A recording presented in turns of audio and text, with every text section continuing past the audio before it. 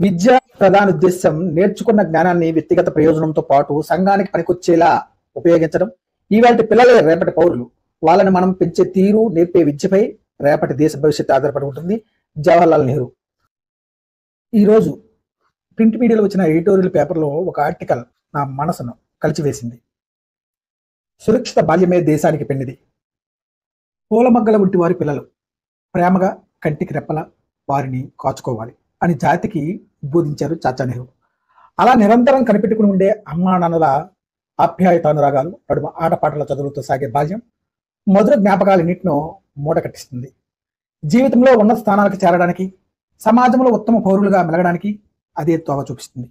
మన చిన్నారులందరూ అంతటి అదృష్టానికి నోచుకుంటున్నారా అంటే లేదు అని చెప్పుకోవాల్సి రావడమే దురదృష్టకరం.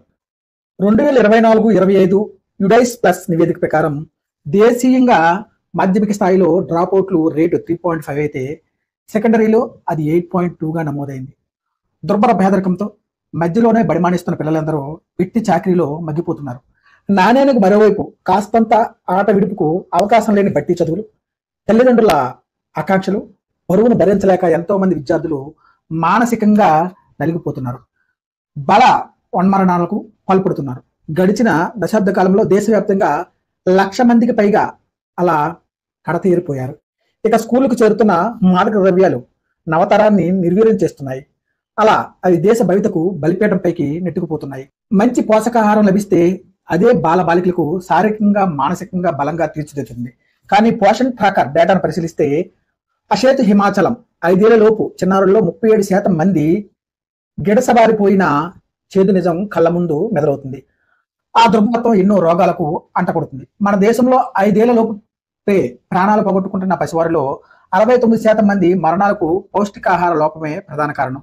ఒక పక్క చిన్నారులు ఎందరో సరైన తిండి లేక అల్లాడుతుంటే, ఇంకో పక్క విపరీతమైన జంక్ ఫుడ్ వినియోగంతో మరెందరో బాల్యం బరువెక్కిపోతుంది. మధుమేహం, బీపీ, గుండె జబ్బులకు అది ఆవాహన పలుకుతుంది.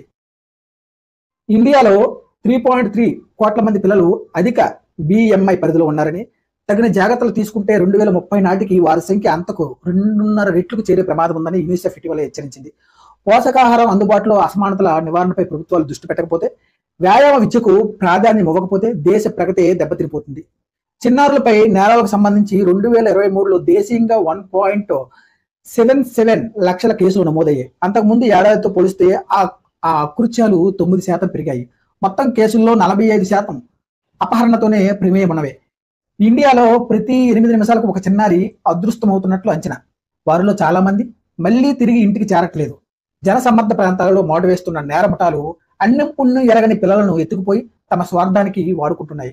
ఒక పట్టాన తేలని ఫోక్సో కేసుల కిరాతకులకు ఆయాచిత వరాలవుతున్నాయి. ఇప్పటికీ కొనసాగుతున్న బాల్య వివాహాలు చిట్టుతల్లుల జీవితాల్లో నిప్పులు పోస్తున్నాయి. ఇదే సమయంలో ఇంటర్నెట్, ఓటీటీల్లో పోటెత్తుతున్న ఆశ్లేషల హింసాత్మక చిత్రాలకు ఆకర్షితులవుతున్న కొందరు పిల్లలు దారుణ నేరాలకు ఒడిగొడుతున్నారు. సమాజ సమిష్ట వైఫల్యానికి ఇవన్నీ నిదర్శనాలు.